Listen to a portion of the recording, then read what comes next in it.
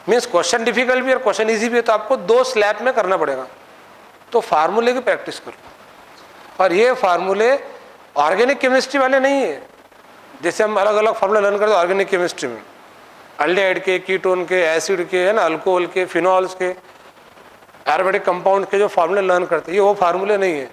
ये नॉर्मल फार्मूले जिसको आपको लर्न करने की ज़रूरत नहीं है, बस एक बार प्रैक्टिस करो। हाँ, ये ऐसे फार्मूले तो मैंने बताया, फेरो 4, फेरी 3, तो फेरो से 4 साउंड होता, फेरो फेरी FeCl बाय 6।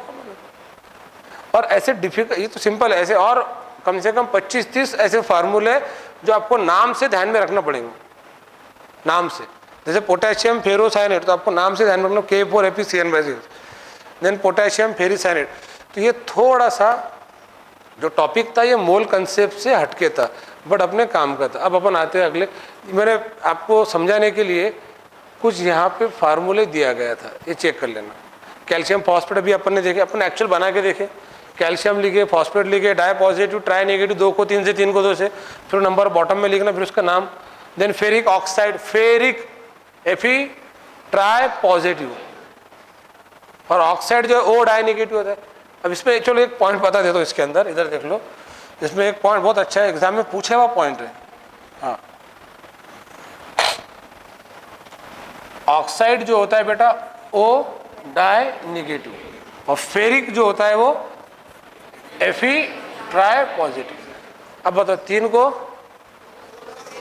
अगर फेरिक के जगह फेरस रहता तो it is Fe di positive, O di negative. जब चार्ज ऑलरेडी इक्वल हो तो फिर खुजाने का नहीं।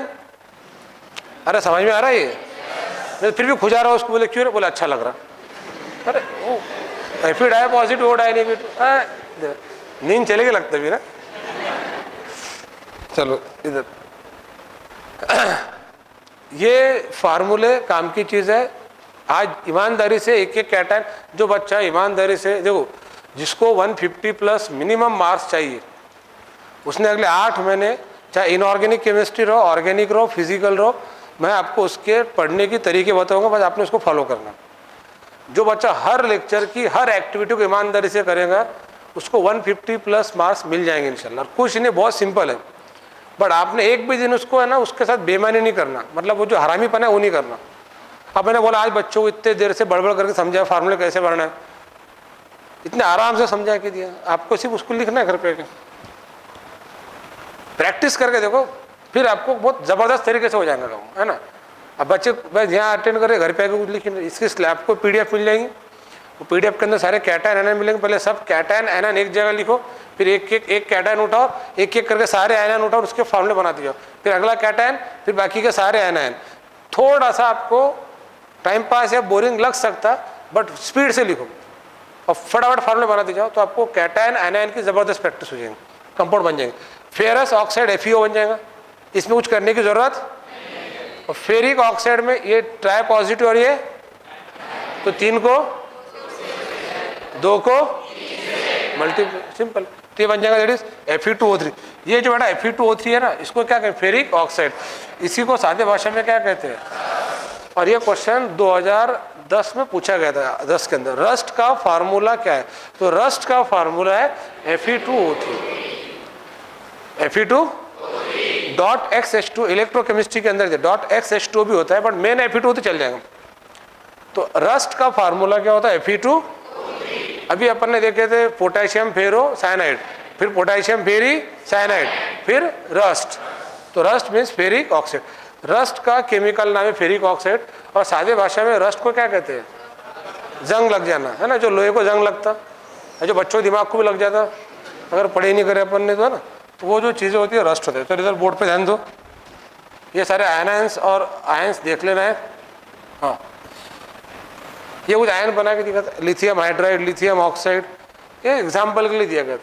अब लिथियम ऑक्साइड, तो ये सारे आयंस जो है बेटा आपको बनाते आना चाहिए। तो आई होप सो के फार्मूले बनाते आ जाएंगे। आएंगे फार्मूले बनाते हैं?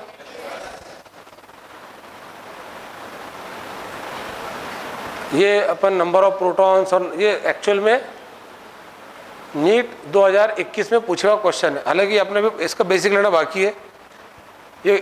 ये जो क्वेश्चन है नीट 2021 में आया था, नंबर ऑफ प्रोटॉन, नहीं नीट 2020 में आया था, क्वेश्चन ऑफ नीट 2020। तो ये अपन लेंगे इसको बाद में, अभी अपना आर्टिकल ये नहीं है।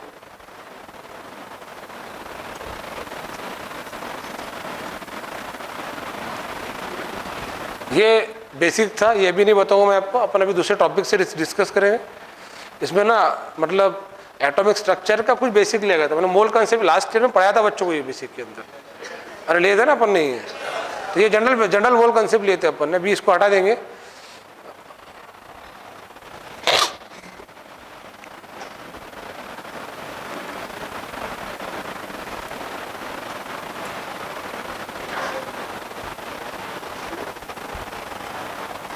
हाँ, ये एक छोटा सा कंसेप्ट है बट बहुत काम का क्वेश्चन आता है इसके ऊपर, और कंसेप्ट है आइसो इलेक्ट्रॉनिक स्पीसीज में आयोनिक रेडियाई का कंपैरिजन।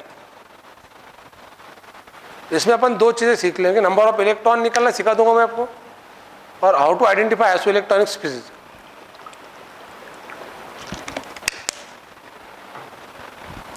तो बोर्ड पे ध्यान दो। नंबर ऑफ इलेक्ट्रॉन निकालने के लिए जिसको मॉलिक्यूलर वेट निकालते आता है ना, मॉलिक्यूलर वेट ज्यादा काढते हैं तो त्याला नंबर ऑफ इलेक्ट्रॉन पर काढता येतं, तो कैसे?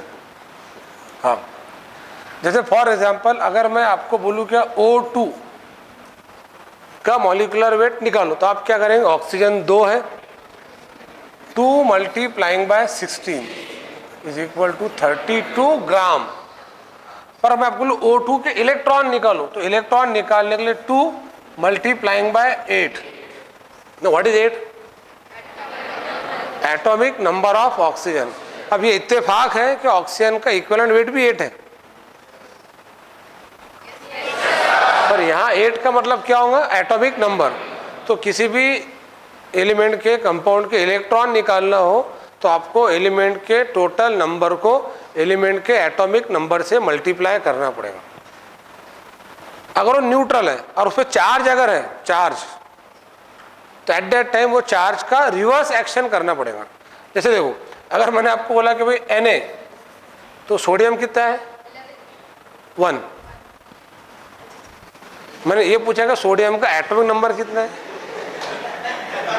तो सोडियम कितना है 1, उसका एटॉमिक नंबर कितना है 1 into 11 it is electron. But अगर मैं इस पे Na पॉजिटिव कर दूं तो आप पहले एज इट इज निकालो, सोडियम 1 मल्टीप्लाइंग बाय 11 इलेक्ट्रॉन।